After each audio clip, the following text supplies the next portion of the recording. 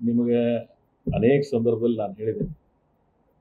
ಚುನಾವಣೆ ಪೂರ್ವದಲ್ಲಿ ಫೆಬ್ರವರಿ 2023 ನಮ್ಮ ರಾಜ್ಯದ ಉಸ್ತುವಾರಿ ಆಗಿರ್ತಕ್ಕಂಥ ಶ್ರೀ ಸುರ್ಜೇವಾಲಾ ಅವರು, ಆಗಿನ ವಿರೋಧ ಪಕ್ಷದ ನಾಯಕರು, ಹಿಂದಿನ ಮುಖ್ಯಮಂತ್ರಿಗಳಿರ್ತಕ್ಕಂಥ ಸನ್ಮಾನ್ಯ ಸಿದ್ದರಾಮಯ್ಯನವರು, ಅವತ್ತಿನ ಪಕ್ಷದ ಅಧ್ಯಕ್ಷರು ಮತ್ತು ಇವತ್ತಿನ ಮುಖ್ಯಮಂತ್ರಿಗಳಿರ್ತಕ್ಕಂಥ ಸನ್ಮಾನ್ಯ ಡಿ.ಕೆ. ಶಿವಕುಮಾರ್ ಅವರು ಮತ್ತು ಎಲೆಕ್ಷನ್ ಕಮಿಟಿ ಚೇರ್ಮನ್ ಏನಿದ್ರು ನಮ್ಮ ಪಕ್ಷದ್ದು ಮೋಹನ್ ಅವರು ಮತ್ತು ನಮ್ಮ ಜಿಲ್ಲೆಯ ಆಗಿನ 3 ಜನ ಶಾಸಕರು, ನಾನು M B Patil, Shivanand Patil. So ನಮ್ಮೆಲ್ಲರನ್ನ ಕರೆದು ಮುಂದಿನ ಚುನಾವಣೆ ನೀವೆಲ್ಲರೂ ಕೂಡಿ ಮಾಡಿ ಕರ್ನಾಟಕ ಸರ್ಕಾರ, ಕಾಂಗ್ರೆಸ್ ಸರ್ಕಾರ ತರಲಿಕ್ಕೆ ನೀವೆಲ್ಲ ಪ್ರಾಮಾಣಿಕವಾಗಿ ಪ್ರಯತ್ನ ಮಾಡಿರಿ. ಸೊ ಮುಂದಿನ ದಿನಮಾನ 1 to 1 ಕರೆದು ಮಾತಾಡಿದ್ದಾರೆ. 13ರಿಂದ 18ರವರೆಗೆ ಒಂದು ಅವಕಾಶ ಇರ್ತದೆ. ಅವಾಗ ಎರಡನೇ ಅವಧಿಯಲ್ಲೂ ಸಹಿತ 1 ವರ್ಷಕ್ಕೆ ಅವಕಾಶ ಇರ್ತದೆ, ಇನ್ನೊಬ್ಬರಿಗೂ ಒಂದು ಅವಕಾಶ ಇರ್ತದೆ. ಸೊ ಮುಂದಿನ ದಿನಮಾನದಾಗ ನಿಮ್ಮನ್ನು ಅಕೌಂಟ್ಮೆಂಟ್ ಮಾಡ್ತೀನಿ ಅಂತಕ್ಕಂಥ ಭಾಳ ಸ್ಪಷ್ಟವಾದಂಥ ಮಾತು ಅವ್ರು ಕೊಟ್ಟಿದ್ದಾರೆ. ಆ ಮಾತನ್ನು ಉಳಿಸ್ಕೋತಾರೆ ಬಿಡ್ತಾರೆ, ಅದು ಅವ್ರಿಗೆ ಬಿಟ್ಟದ್ದು. But they have given word. ಆಮೇಲೆ ಇತ್ತೀಚಿನ 6 ತಿಂಗಳ ಕೇಳಿದೆ ನಾನು, ವರ್ಲ್ಡ್ ಅನೇಕ ಮಾತುಗಳನ್ನು ನೀವು ಕೇಳಿದ್ದೀವಿ.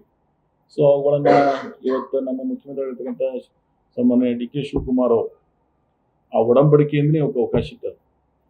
ಸೊ ಅದನ್ನು ಕರ್ನಾಟಕದ ಅನೇಕ ಜನರಿಗೆ ಈ ರೀತಿ ಅವರು ಮಾತುಗಳನ್ನು ಕೊಟ್ಟಿದ್ದಾರೆ ಅಂತೇಳಿ ನಾನು ಆಗ ಕೇಳ್ತಿರ್ತೀನಿ. ನನ್ನ ಒಂದೇ ನಿವೇದನೆ, ನೀವು ಯಾರಿಗೆ ಮಾತು ಕೊಟ್ಟಿದ್ದೀರಿ ಆ ಮಾತನ್ನು ಉಳಿಸ್ಕೊಂಡು, ಮಾತು ಉಳಿಸ್ಕೊಂಡ್ರೆ ಆ ಮಾತಿಗೆ ಒಂದು ಬೆಲೆ ಇರ್ತದೆ, ಒಂದು ರಾಜಕೀಯ ಪಕ್ಷಕ್ಕೂ ಬೆಲೆ ಇರ್ತದೆ.